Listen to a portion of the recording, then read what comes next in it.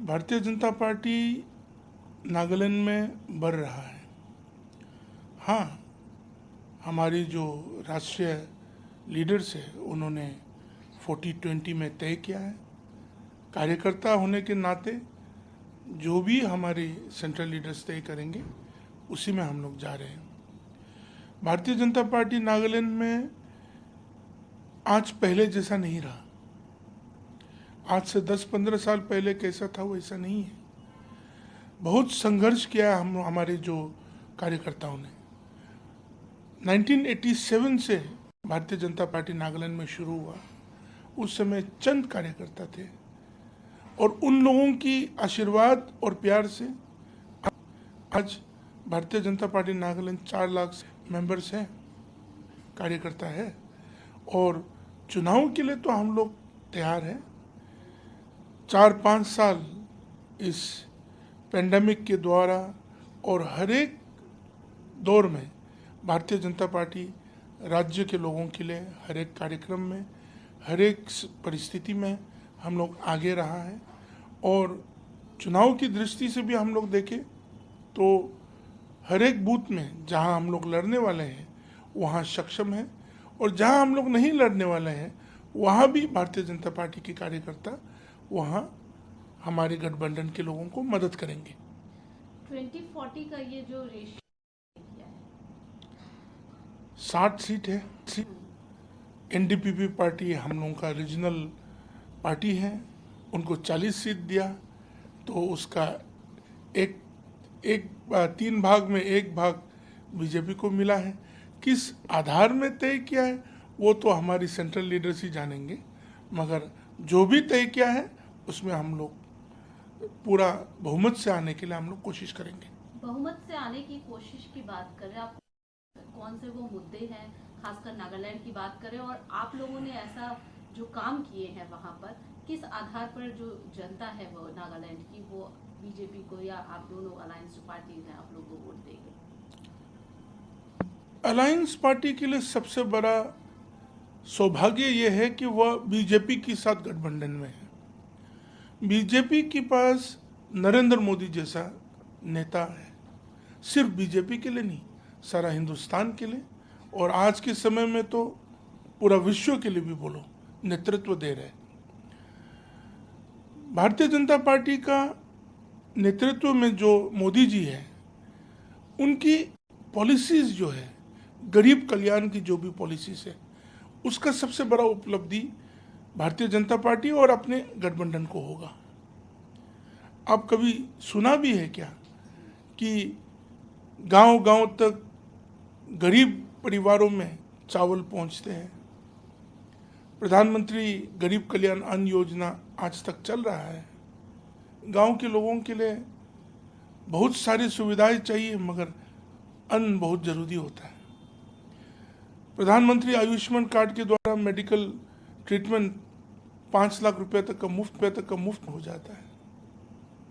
कृषि योजना के द्वारा किसानों को 2-2 हज़ार करके सालाना 6,000 डायरेक्ट बेनिफिट रहा है। उसके ऊपर में घर बनाया जाता है। उसके ऊपर में हर एक उपलब्धि के लिए औरतों के लिए उज्ज्वला योजना गैस सिलेंडर स्टोव दे रहा है। बहुत सारे गांवों में सिलेंडर स्टोव अमीरों के पास होता है। आज गांव की हर एक व्यक्ति के पास प्रतिशत 80 से 90% बैंक अकाउंट खोला गया है। पहले बैंक अकाउंट सिर्फ अमीरों के पास होते थे, जिनके पास पैसा थोड़ा बचाने के लिए रखने वाला हो।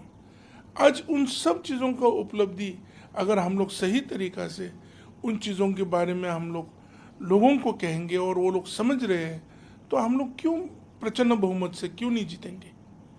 मोदी जी का चेहरा है। अगर बात करें नागालैंड वहाँ पर और नागाज के जो अलग इश्यूज हैं, इसके अलावा ट्राइबल मैक्सिमम वो ट्राइबल डोमिनेटेड, और इसके अलावा बात करें संख्या की तो क्रिश्चियंस बहुत ज़्यादा संख्या में है। इन सब की अगर इश्यूज की बात करें तो जो समस्याएं, बॉर्डर इश्यूज, हम लोग नागालैंड जो है आसाम से निकल के आया है, तो कुछ बॉर्डर इश्यूज का समाधान अभी तक नहीं हुआ है। मगर मोदी जी के आने के बाद अमित शाह जी का होम मिनिस्ट्री का नेतृत्व में हिमांता बिस्वा शर्मा जी का नेतृत्व में और नागालैंड का चीफ मिनिस्टर यू के नेतृत्व में इन बॉर्डर इश्यूज का बातचीत चल रहा है। पहले कभी नहीं हुआ, पहले तो स्टेटस को में रखा गया था, अभी बातचीत चल रहा है। बहुत जगहों में सुलझाने का बहुत निकट है और बहुत जल्दी वो सुलझ जाएगा। और दूसरी बात, क्रिश्चियनिटी वाला इशू जो है, देखो धर्म हर एक आदमी का पर्सनल बातें हैं। भाजपा होगा तो क्रिश्चियनिटी के ऊपर कुछ गलत होगा ऐसा तो कुछ नहीं है। हम सबको भारतीय होना है, भारतीय ईसाई होना है, भारतीय क्रिश्चियन होना है, भारतीय हिंदू होना है, भारतीय मुस्लिम होना है। और नागालैंड में उस चीज़ का प्रभाव बहुत कम है। आप किसी परिस्थिति को यहाँ जो हुआ वो वहाँ चलाएंगे, वो नहीं होता है। हमारे देशवासी समझता है, हमारी प्रधानमंत्री मोदी जी समझता है। कल भी जब सीईसी मीटिंग था, मोदी जी बोल रहा था कि हम लोग ईसाइयों को किस तरह समझाएं, हम लोग उन लोगों के निकट कैसा जाए, उन लोगों का उपलब्धि कैसा हो, उन लोगों को कैसा आश्वासन दिलाए कि हम भाजपा मतलब सबों के लिए है समान। उन्होंने जाके पोप को मिला, पोप उनके साथ रिलेशन अच्छा रखा, गिरजाओं के लिए वो अच्छा काम करते प्रसाद के द्वारा। तो इन सब चीज़ों के बारे में समझाने वाला, नैरेटिव करने वाला होना चाहिए ना। अभी नागालैंड में उस चीज़ का नैरेटिव भाजपा का कार्यकर्ता बना रहे हैं, तो उन चीज़ों को बहुत लोग समझ में आ रहे हैं और उन चीज़ों को देखते हैं, तब बीजेपी बढ़ रहा है।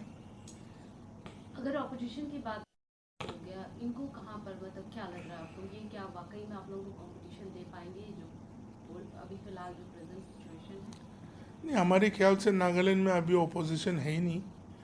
चाहे एनपीएफ हो, वो भी हम लोग यूडीए करके मिले जुले बिना ओपोजिशन का सरकार चला के आया है।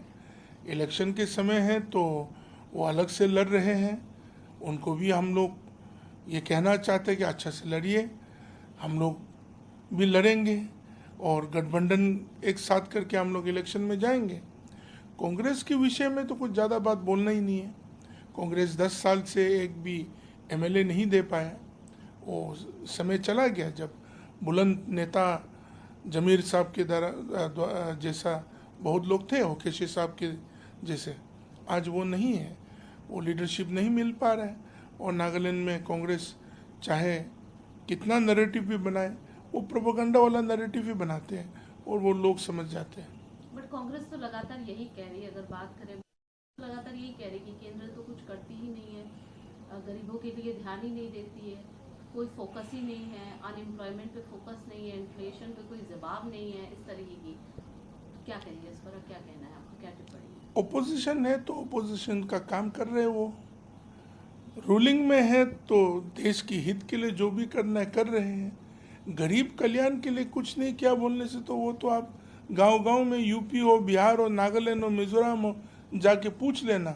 जिंदगी में ऐसा कुछ देखा ही नहीं जिस तरह गरीब कल्याण हो रहा है, वो भी सेंट्रल गवर्नमेंट का डायरेक्ट बेनिफिट हो रहा है। और इन्फ्लेशन बढ़ने का बाद परिस्थितियाँ देखिए, हम लोग पेंडेमिक की दौर से गुजर के आया है, उसके ऊपर में हम लोगों की इतना बड़ा देश को 130-40 करोड़ की आबादी को चलाने के लिए नीतियों को, कुछ चीज़ों को तालमेल करके चलना पड़ेगा। मैं टिप्पणी देने के लिए, मैं फिनेंस मिनिस्टर भी नहीं हूँ, फिर भी इस देश को किस तरह चला रहे हैं, किस तरह इंफ्रास्ट्रक्चर डेवलपमेंट हो रहा है, किस तरह लोगों को सुविधाएं मिल रहे हैं, तो उस चीज़ का थोड़ा बहुत इन्फ्लेशन तो झेल लेना चाहिए। एक आपकी लाइन काफी है, आपने पीएम के साथ एक ट्वीट किया है फोटो, और उसमें लिखा है कि जब गुरु का हो साथ तो फिक्र की क्या बात। सही बात है। गुरु अब दो चीज से ले लीजिए, एक गुरु वाला गुरु, दूसरा गुरु जी। हम लोग कभी उनकी तरह कर पाएंगे क्या? कभी सोचने के लिए भी ये मजबूर है कि कभी उनकी तरह नेतृत्व दे पाएंगे क्या? देश को तो छोड़ो, अपने गांव को सब कुछ त्याग करके देश के हित में हर एक काम, हर एक समस्या को झेल के, और वो भी आप देखिए कितना बड़ा कार्यक्रम हो या कितना छोटा कार्यक्रम हो, वो आने के बाद उस दिन जो मैंने ट्वीट किया, सीईसी मीटिंग में बैठ के नागालैंड जैसा राज्य, इतना छोटा सा राज्य के लिए वो चिंतित हो गया। वो पूछ रहे थे कि कैसा होगा। हाँ, हमारे राज्यसभा का एक मेंबर आए बीजेपी का, फानोंग कोन्याक करके, उन्होंने पूछा उसका प्रभाव कैसा है। हाँ, वहाँ वुमेन एम्पावरमेंट कैसा होगा ना। तो भाजपा के लिए क्या सोच विचार है, गांव-गांव में कैसे, कौन पूछते, कौन प्रधानमंत्री पूछा है। हम लोग तो वो सोच के भी आश्चर्यचकित होते हैं। तो हम तो इसलिए बोला, जब गुरु ही साथ में है तो हम लोग उनकी मार्गदर्शन को लेके हम लोग को आगे बढ़ना है, कोशिश करना है। उनकी तरह थोड़ा भी नहीं तो घुटनों तक भी पहुंच के कुछ कर ले, कोशिश करेंगे जरूर।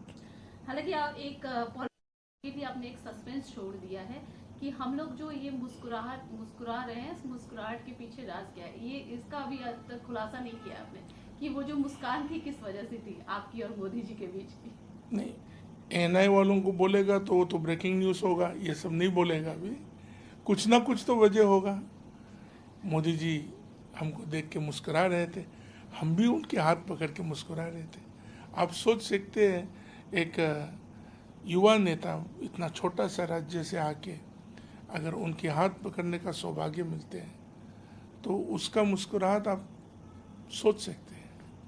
नहीं, मैं सोच सकती हूँ, लेकिन ये गेस जो आपने सबको करने के लिए बोला है, इसका रिप्लाई भी तो आप ही को देना पड़ेगा। कैसे लोग देश की जो सोशल मीडिया एक्टिव लोग हैं वो उन चीज़ों का टिप्पणियों को ढूंढे और उतर दे तो हो जाएगा। Thank you so much. Thank